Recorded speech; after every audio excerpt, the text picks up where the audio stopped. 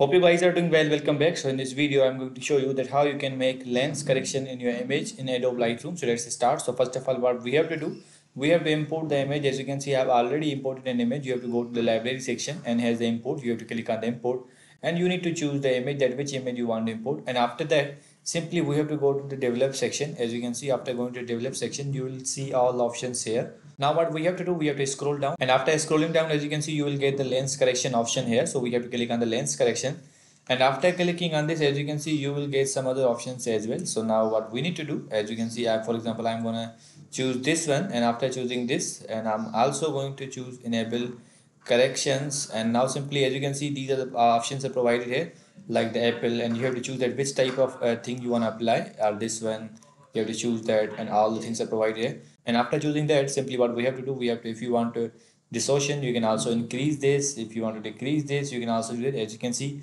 things are getting changed. You can apply on these option. As you can see, now the size and some other settings are getting changed. For example, I'm going to this section, and now I'm again decreasing this. As you can see, the amount will be decreased here. Now if you change the settings, like the model, I'm going to choose this model.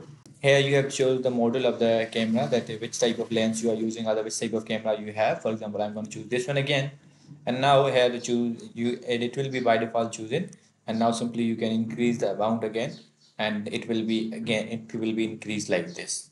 So in this way you can make the lens correction. I hope you guys understand this video, that how you can make a lens correction in Adobe Lightroom. So see you guys in the next video.